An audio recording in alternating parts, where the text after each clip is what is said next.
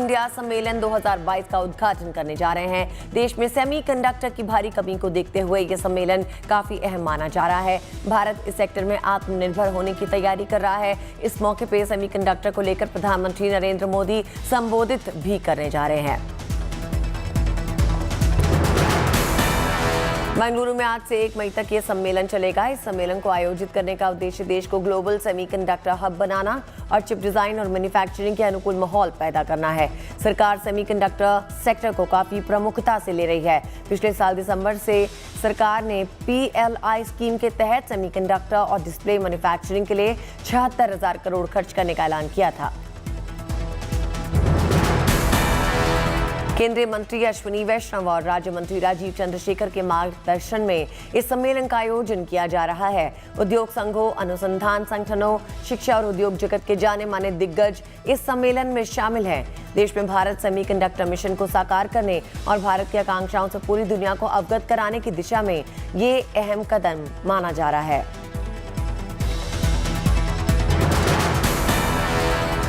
Mission Gujarat पर BJP अध्यक्ष JP Nadda Ahmedabad पहुंच चुके हैं। नड्डा ने सरदार पटेल की प्रतिमा पे श्रद्धा सुमन चढ़ाए। नड्डा चुनाव की तैयारियों पे बैठक करेंगे, साथ ही वडोदरा में धार्मिक कार्यक्रम में शिरकत करेंगे। प्रधानमंत्री नरेंद्र मोदी मई महीने में 3 देशों के दौरे पे होंगे। वो मई के पहले हफ्ते में जर्मनी, डेनमार्क और फ्रांस के दौरे पे होंगे। प्रधानमंत्री 2 और 3 मई को जर्मनी, 3 और 4 मई को डेनमार्क और 4 मई को ही फ्रांस के दौरे पे रहेंगे। ये इस साल की PM मोदी की पहली विदेश यात्रा होने जा रही है। मौजूदा समय में रूस यूक्रेन का युद्ध जारी है। इस वजह से प्रधानमंत्री मोदी के इस दौरे को काफी अहम माना जा रहा है।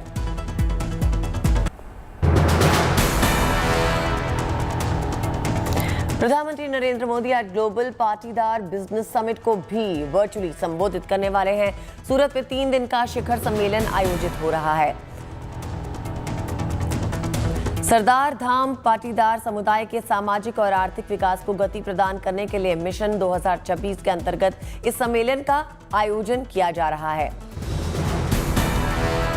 इस सम्मेलन में केंद्रीय स्वास्थ्य मंत्री मनसुख मांडविया, गुजरात के मुख्यमंत्री भूपेंद्र पटेल, केंद्रीय मंत्री पुरुषोत्तम रूपाला और प्रदेश भाजपा अध्यक्ष CR पाटिल हिस्सा लेंगे। इसके अलावा इस बैठक में लगभग 10,000 पाटीदार व्यापारियों और 7 लाख से अधिक लोगों के शामिल होने का अनुमान है। राष्ट्र निर्माण, कौशल विकास, महिला उद्यमिता और सामुदायिक व्यवसाय के लोगों की भूमिका पर इस सम्मेलन में चर्चा होगी। महाकालेश्वर विस्तारीकरण योजना पूरा होने की कगार पर है। जून में प्रधानमंत्री मोदी इसका उद्घाटन कर सकते हैं। करीब 750 करोड़ रुपए की लागत से ये प्रोजेक्ट बनाया जा रहा है। इसका पूरे होने पर एक साथ 10 से 20 लाख श्रद्धालु बाबा महाकाल के दर्शन कर पाएंगे। पश्चिम बंगाल की मुख्यमंत्री ममता बनर्जी का दिल्ली दौरा है। मुख्यमंत्रियों और उच्च न्यायालयों के मुख्य न्यायाधीशों के संयुक्त सम्मेलन में ममता हिस्सा लेंगी। प्रधानमंत्री मोदी और अमित शाह से मिलने की संभावना जताई जा रही है।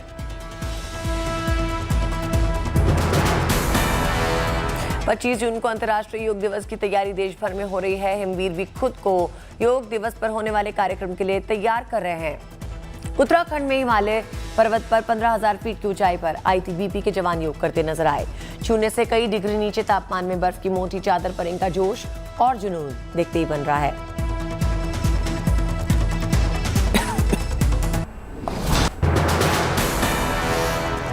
हरियाणा के झज्जर में कत्था फैक्ट्री में अमोनिया गैस के रिसाव के बाद रेस्क्यू टीम ने सभी लोगों को सुरक्षित बाहर निकाल लिया। सांस लेने में हो रही दिक्कत को देखते हुए आसपास के इलाकों को खाली करवाया गया। गैस को दबाने के लिए दमकल विभाग की गाड़ियों से पानी का छिड़काव किया जा रहा है। झज्जर की एक फैक्ट्री में अमोनिया गैस के रिसाव की घटना कल रात करीब 9:30 और 10 के बीच हुई। गैस के रिसाव से जहां फैक्ट्री के कर्मचारियों को सांस लेने में दिक्कत हुई, वहीं आस पड़ोस में भी लोगों को घुटन महसूस होने लगी। घटना की जानकारी मिलने पर जिले के आला अधिकारी पहुंचे। सबसे पहले गैस का रिसाव बंद कराया गया, फिर फैक्ट्री के स्टाफ को बाहर निकाला गया। एहतियात के तौर पर फैक्ट्री के आसपास के क्षेत्र को खाली कराया गया ताकि लोग इस गैस के रिसाव से प्रभावित ना हो।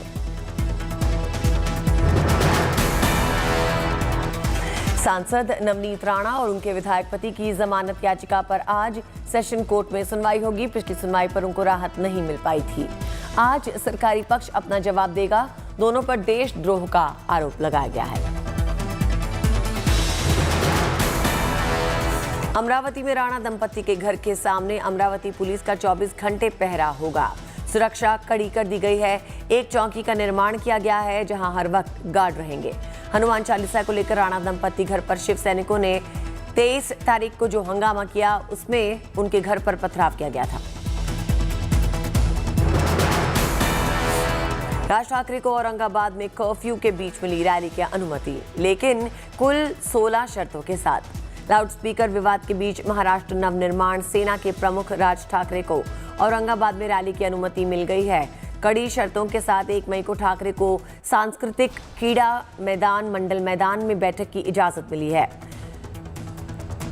कुछ दिन पहले ही पुलिस ने औरंगाबाद में कर्फ्यू का ऐलान किया था। कोयले की कमी को देखते हुए दिल्ली में बिजली का संकट गहरा सकता है। दिल्ली सरकार ने कोयले की कमी और उससे होने वाली विद्युत आपूर्ति पर चिंता जाहिर की है। दादरी और ऊंचहार पावर स्टेशन से विद्युत आपूर्ति बाधित होने से दिल्ली मेट्रो एवं अस्पताल समेत कई आवश्यक संस्थानों को 24 घंटे बिजली आपूर्ति में दिक्कत आ सकती है। इस बीच दिल्ली के ऊर्जा मंत्री सत्येंद्र जैन ने केंद्र सरकार को पत्र लिखकर कोयला की आपूर्ति सुनिश्चित करने का आग्रह किया।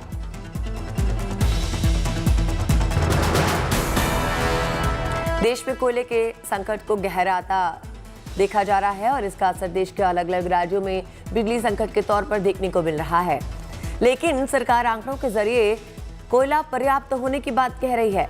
केंद्रीय कोयला मंत्री प्रहलाद जोशी ने कहा कि देश में पर्याप्त कोयला मौजूद है, घबराने की कोई जरूरत नहीं।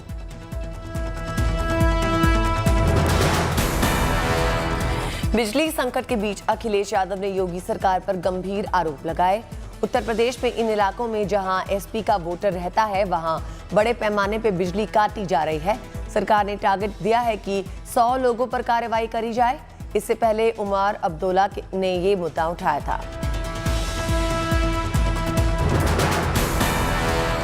पूर्व सीएम और कांग्रेस के प्रदेश अध्यक्ष कमलनाथ ने विधानसभा में नेता प्रतिपक्ष के पद से इस्तीफा दे दिया है। नेता प्रतिपक्ष की जिम्मेदारी लाहौर विधायक 71 साल के डॉक्टर गोविंद सिंह को सौंपी गई। डॉक्टर सिंह वर्तमान में प्रदेश कांग्रेस कमेटी के उपाध्यक्ष हैं। गोविंद सिंह मध्य प्रदेश कांग्रेस के एकमात्र ऐसे विधायक हैं जो लगातार 7वीं बार विधानसभा पहुंचे हैं। कमलनाथ पिछले दिनों सोनिया गांधी से मुलाकात करने दिल्ली गए थे। उसके बाद से ही माना जा रहा था कि वो इस पद को छोड़ देंगे। दरअसल पिछले कुछ दिनों से कई मामलों को लेकर कमलनाथ विवादों में चल रहे थे। ऐसा ही विवाद उनकी विधानसभा कार्यवाही को लेकर हुआ।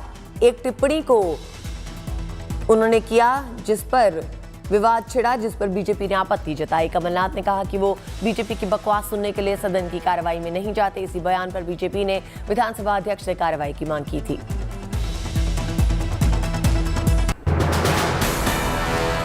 आरएसएस के सर संघ चालक मोहन भागवत ने गुरुवार को महाराष्ट्र के अमरावती जिले में एक कार्यक्रम में कहा कि हिंसा से किसी भी समाज का फायदा नहीं हो सकता। उन्होंने कहा कि जिस समाज को हिंसा प्रिय है वर्तमान में वो अपने अंतिम दिन गिन रहा है।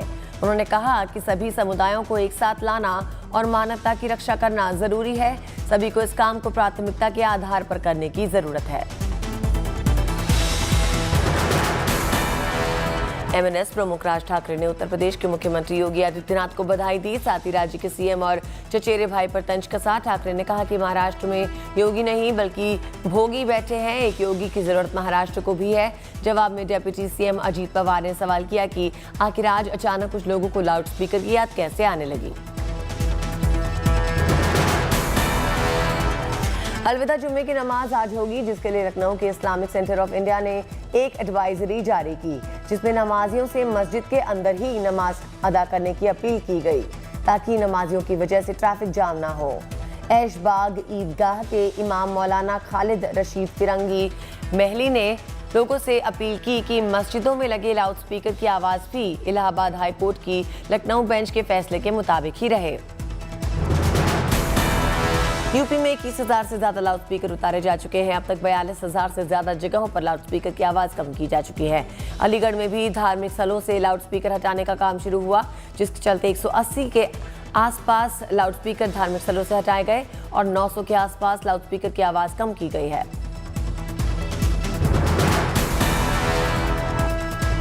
फिरोजाबाद में सरकार की गाइडलाइन के अनुसार कई मस्जिदों में लाउड स्पीकर उतार दिए गए। पुलिस अधीक्षक सिटी मैजिस्ट्रेट सीओ सिटी ने मुस्लिम समाज के धर्मगुरुओं के साथ कई मस्जिदों का निरीक्षण किया। वहीं कानपुर में रात तक लाउड स्पीकर हटाने का काम होता रहा। शहर से लेकर कस्बों तक धर्मस्थलों से लाउड स्पीकर हटाए जा रहे हैं। मंदिरों से भी लाउड स्पीकर हटाए जा रहे हैं।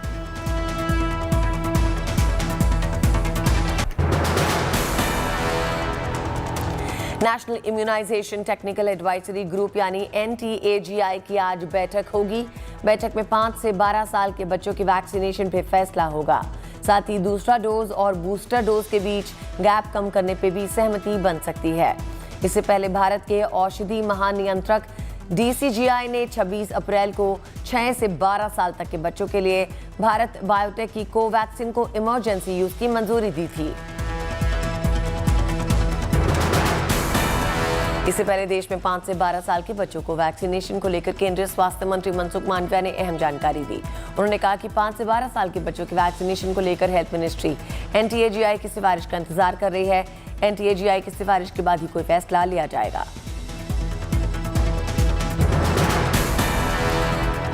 देश में कोरोना के मामले तेजी से आ रहे हैं। पिछले 24 घंटे में देश भर में कोरोना के 3,377 मामले सामने आए। एक्टिव मरीजों की संख्या 17,801 है। खुशी की बात है कि 24 घंटे में कोरोना से 2,496 मरीज ठीक हुए। देश भर में अब तक 188 करोड़ 65 लाख कोरोना के टीके लग चुके हैं।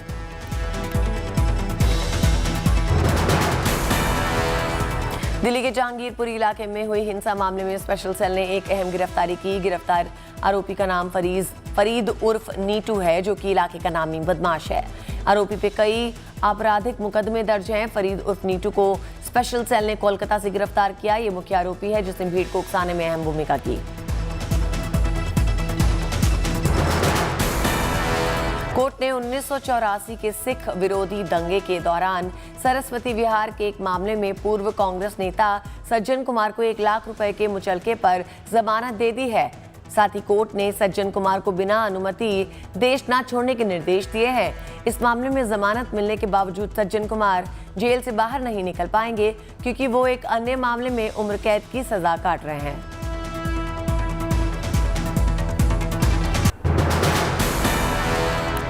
चंदौली में एक मां के लिए RPF ऑफिसर मसीहा बने। ऑफिसर ने 6 दिन के अंदर इस मां का खोया हुआ बेटा ढूंढ लिया। दरअसल 13 साल का ये बच्चा मानसिक रूप से कमजोर था। सफर के दौरान मां से बिछड़ गया था, जिसके बाद महिला ने RPF के एक सीनियर अधिकारी से अपने बेटे को ढूंढने की गुहार लगाई। एक मां की गुहार का RPF के अफसर पर इतना असर हुआ कि उन्होंने बच्चे को ढूंढने में पूरी ताकत लगा दी। आखिरकार 6 दिन के अंदर उस बच्चे को मां की गोद में सौंप दिया गया।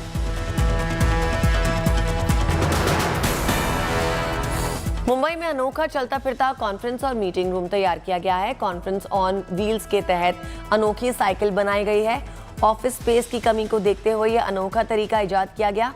यानी एक तरफ इससे जरूरी मीटिंग और कॉन्फ्रेंस हो जाएगी, दूसरी तरफ सेहत के लिए जरूरी वर्कआउट हो सकेगा।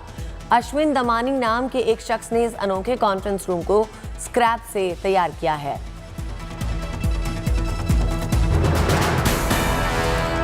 स्वच्छता अभियान को बढ़ावा देने के लिए सरकार तमाम उपाय कर रही है। ऐसे में बिहार के मुजफ्फरनगर में जिला प्रशासन ने एक अनोखी पहल की।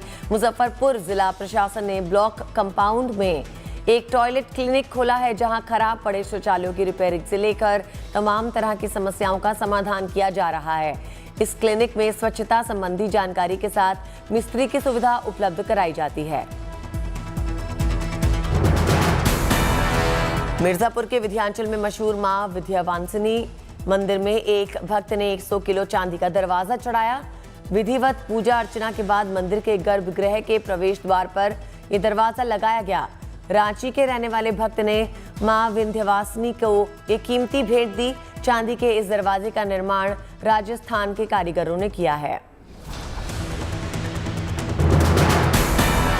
झारखंड के हजारीबाग में महिलाओं ने अपनी जिंदगी को बेहतर करने के लिए सामुदायिक खेती करना शुरू किया है। 200 एकड़ जमीन पर लगभग 700 महिला किसान तरबूज की खेती कर रही हैं, जिससे इनकी आमदनी बढ़ी है।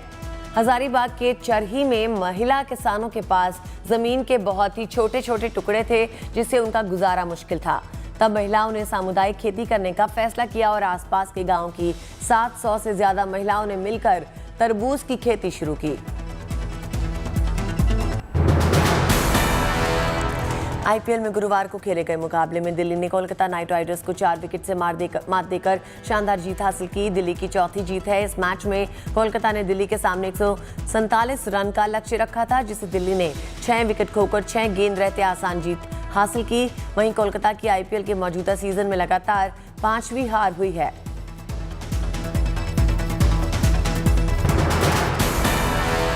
दिल्ली के रोवमैन पावेल ने छक्का लगाकर अपनी टीम को 4 विकेट से जीत दिला दी। दिल्ली के कप्तान श्रेयस अय्यर 19वां ओवर करने आए थे और उनके ओवर की आखिरी गेंद पर रोवमैन पावेल ने छक्का लगाकर अपनी टीम को जीत दिलाई। इस सीजन में कोलकाता की टीम दूसरी बार दिल्ली से हारी है।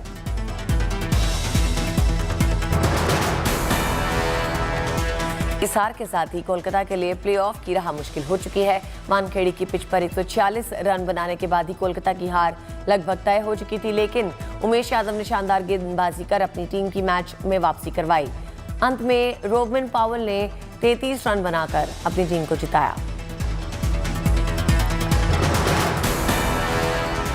147 रनों के टारगेट का पीछा करते हुए दिल्ली की भी शुरुआत काफी खराब रही थी और उसने 17 रनों के स्कोर तक पृथ्वी शॉ और मिचेल मार्श के विकेट खो दिए थे। इसके बाद ललित यादव और डेविड वार्नर ने 65 रनों की साझेदारी कर पारी को संभाल लिया। वार्नर ने 42 और ललित यादव ने 22 रनों का योगदान दिया है। आईपीएल में आज शाम 7:30 बजे पंजाब किंग्स और लखनऊ सुपर जायंट्स के बीच में मुकाबला होगा। लीग में हिस्सा ले रही लखनऊ की टीम फुल फॉर्म में है, वहीं पंजाब ने भी खुद को टॉप 4 की रेस में बनाए हुए हैं। पॉइंट्स टेबल में दोनों टीमें करीब है और एक ही जैसे मुकाम पर है। ऐसे में दोनों टीमों के लिए मुकाबला जीतना अहम है। कपूर खानदान की बहू आलिया भट्ट शादी के बाद शूटिंग पे लौटी। उनके पति रणबीर कपूर भी शूटिंग में बिजी हैं। आलिया की सास नीतू कपूर भी शूटिंग कर रही हैं। इन सब के बीच शादी के बाद आलिया कैसी हैं, उनके तमाम फैंस ये जानना चाहते थे। नीतू कपूर से सेट पर जब यही सवाल पूछा गया तो नीतू ने खुश होकर कहा, बहुत बढ़िया है, बहुत बढ़िया है। अमिताभ बच्चन, अजय देवगन, रकुल प्रीत सिंह की फिल्म रनवे 34 देश भर के सिनेमाघरों में आज रिलीज हो गई। फिल्म को लेकर सोशल मीडिया पे जबरदस्त बज़ बना। लोग अजय और अमिताभ की फिल्म की तारीफें कर रहे हैं। इस बीच अक्षय कुमार ने फिल्म देखकर ट्वीट किया। अक्षय कुमार ने ट्वीट में लिखा कि रनवे 34 देखी भाई अजय देवगन, मजा आ गया कसम से। KGF 2 का क्रेज दर्शकों के सर चढ़कर बोल रहा है। मीडिया रिपोर्ट्स के मुताबिक KGF चैप्टर 2 जल्द ही सबसे ज्यादा कमाई करने वाली फिल्म बन सकती है। फिल्म ने 15वें दिन 10 करोड़ की कमाई की और इसकी अब तक की कुल कमाई 926 करोड़ के आसपास बताई जा रही है। खास बात यह है कि KGF चैप्टर 2 अकेले हिंदी मार्केट में 336 करोड़ की कमाई कर चुकी है। दंगल और बाहुबली के बाद हिंदी बेल्ट में सबसे ज्यादा कमाई करने वाली 3 फिल्मों की लिस्ट में ये फिल्म शुमार हुई। माना जा रहा है KGF 2 का कलेक्शन जल्द ही 1000 करोड़ के पार होगा। बॉलीवुड एक्टर अजय देवगन और साउथ फिल्मों में विलन की भूमिका निभाने वाले किच्चा सुदीप के बीच हिंदी भाषा को लेकर ट्विटर पे बयानबाजी हुई, जिस पर पश्चिम बंगाल की मुख्यमंत्री ममता बनर्जी ने अपनी राय रखी। ममता ने कहा, हम एक विशाल देश हैं, इतनी सारी भाषाएं हैं, मैं इस पर बोलना नहीं चाहती, हम चर्चा कर सकते हैं। उन्होंने कहा कि मैं समय आने पर इस मामले में बयान दूंगी। दरअसल एक कार्यक्रम में एक एक्टर किच्चा सुदीप ने हिंदी को लेकर कहा था कि हिंदी अब एक राष्ट्रभाषा नहीं रह गई। इस पर अजय देवगन ने ट्वीट करते हुए कहा था कि किच्चा सुदीप मेरे भाई, आपके अनुसार अगर हिंदी हमारी राष्ट्रभाषा नहीं है तो अपनी मातृभाषा की फिल्मों को हिंदी में क्यों डब करते हैं।